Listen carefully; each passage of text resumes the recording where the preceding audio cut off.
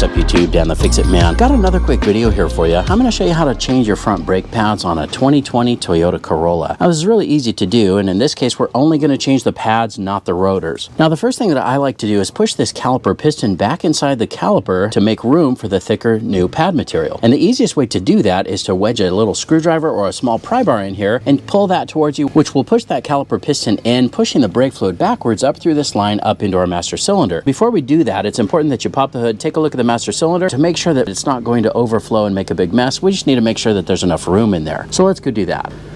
All right, so our master cylinder is right over here, and this one happens to be really clean, and the fluid is also very clean. You can see it's more than halfway down, so we have plenty of room to push that caliper piston back in and allow that fluid to come up a little bit. Now, a lot of people ask me if you need to take off the lid or take the cap off of the master cylinder reservoir, and you really don't. Any air that's trapped in there will still be able to escape. This lid is actually somewhat vented, and the less we can expose that brake fluid to air, the better, because the brake fluid is hygroscopic, meaning that it absorbs moisture, even the moisture in the air, and that can cause it to degrade and go bad. So it looks like we're good to go back down and push that caliper piston back in.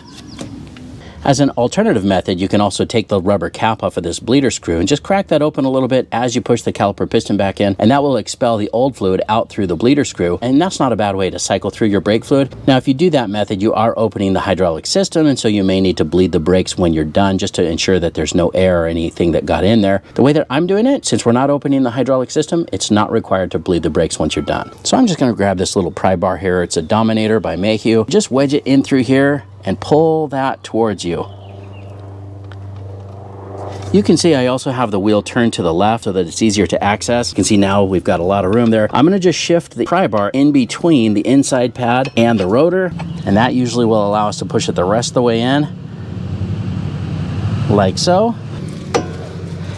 You can see now we have a lot of room in there, a lot of excess room, so we'll be able to slide those pads in no problem. So now we can loosen and remove these two slide pin bolts. Those are a 14 millimeter. Now, if you attempt to loosen this and the whole slide pin just spins, you may need to use a 17 millimeter open end wrench to hold that steady while you loosen and remove these caliper slide pin bolts. In our case, they're spinning out just fine. We'll just take these out. And we'll set those aside. All right, now we can take the caliper off. Now just remember, you don't want to let this dangle by the brake line.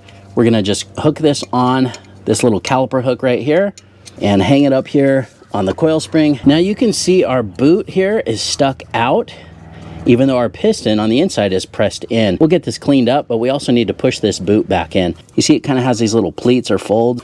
Sometimes these are a little stubborn to go back in, and you can use a little hook tool or a little pick just to pull back just a little bit on that rubber boot, and that will let the air that's inside there escape as you push that in. You just kind of use your thumbs or fingertips to kind of press that and fold that in, and you see it wants to bulge back out. We just need to pull back just a little bit and let any air that's trapped inside there escape. See, as I pull that back, I can hear the air escape, and then just use your fingertips to massage that the rest of the way in, like so. All right, that took a minute, but we got that boot pushed all the way back in. If you try to put the caliper back on without pushing that boot back in, it can catch or snag and sometimes tear, and then that can cause a leak later at your caliper. I'm also gonna go ahead and clean this off. Just be careful around the boot that you don't damage that. Well, we'll just let that hang out of the way. Now this little shim is coming off of this one here, but that's all right. Just pry this out. Same with the inside. Now our new brake pads came with replacement clips here, or new hardware, so we're going to pop these all off.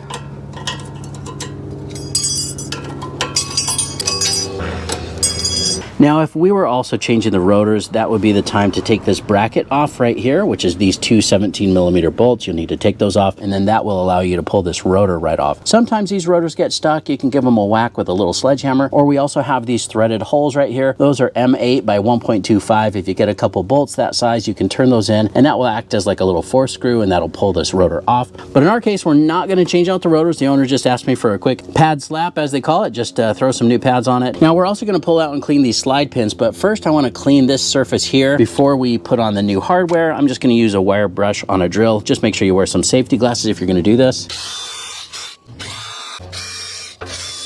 You can see that that surface is all nice and clean now. Now, it's not a bad idea to put a little bit of this caliper grease underneath where that hardware goes, just to prevent any buildup from happening. Now, that's really more of a protectant than a lubricant. Just prevents any major corrosion or buildup underneath these clips. But we can go ahead and put these clips in now.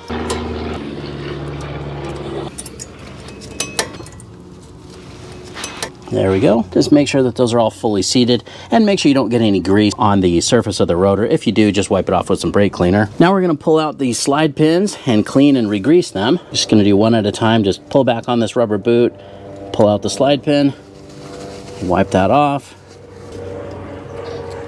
I usually put it in one more time just to try to get any additional of the old grease out. And this is the caliper grease I'm using here. Just give it a nice little thin coating here. You don't want to use too much.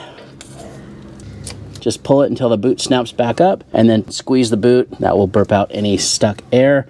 Just make sure that it's not pushing out. If it's pushing out, then you have too much grease or some trapped air. But that feels pretty good, a lot better than it did feel. So we'll do the same thing. Just pull back on the boot, pull out the slide pin. This one's stuck. There we go. You can see this one has a little rubber ring or a little rubber bushing on the end. That was kind of stuck. Sometimes these will swell as they get old. You can either replace that, or I've even done, see how it has these little cuts in it? I've even done additional relief cuts with a razor blade to make sure that that doesn't get stuck. But I think this one's still gonna work out just fine. Let's just try to get more of that grease out. Kind of swollen a little bit, but I think this one will be all right. Now, if these are really stuck bad, you can clean out those openings. I have some little brushes for that with some brake clean and whatnot, but in our case, they're really not stuck too bad. We're just really wiping out the old grease and putting on some new grease, and that should be fine for what we need. Just make sure that you use the right kind of grease. If you use regular grease, it'll get sticky and gummy and get stuck. This is specific for brake calipers and slide pins. Slide that one back in. Boot popped up, and that's spinning much nicer than it was. Now take a look. Our brake pads are actually labeled outer and inner. These are from Import Direct. Picked them up at O'Reilly. We just need to put our little spring on here, and that just clips onto the end, and then this is ready to go in. Seems to be the easiest to put it in at a little bit of an angle, and then I'm just going to push down on that spring at the top, make sure we can get that lined up. And then same thing with our inner. This little clip goes on this end here, and this is ready to go in. Same thing at a little bit of an angle, and that looks good. Now, last thing I'm going to put on here is this Silicone Ceramic Extreme by Permatex. Just a little thin layer on the outside of the pads. Now, this does have a nice rubberized shim, so this is not entirely necessary, but this just seems to help keep things quiet and helps eliminate some of the vibrations that cause some of that noise and squeaks. All right, now we can grab the brake caliper. We're gonna take our caliper hook off. And remember, we've already cleaned this out and pushed that piston back in, so this should be very easy to line up. And just set it over the pads, and then we can put our caliper slide pin bolts back in.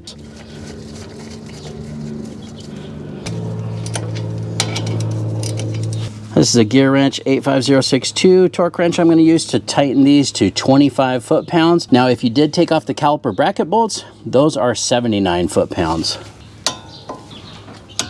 Now, if these slide pins spin while you're trying to torque that down, you can go ahead and just hold that steady with that 17mm open end wrench, and you should be good to go. And that's it, you're done. Now, it's very important before you head out that you need to step on the brake pedal several times, which will push the caliper piston back out, pressing those pads up against the rotor where they need to be. When you do this, however, don't press the brake pedal all the way to the floor. That can damage the seals in your master cylinder. Just press it down about halfway several times until it feels firm, and then don't forget to double check the brake fluid level in your master cylinder as well. Make sure that that's all topped off where it needs to be. I hope you liked the video. Please give it a thumbs up and subscribe if you don't mind. That does help me out. I'll get a link in the description to some of the parts and tools used in the video as well. Thanks so much for watching, and good luck.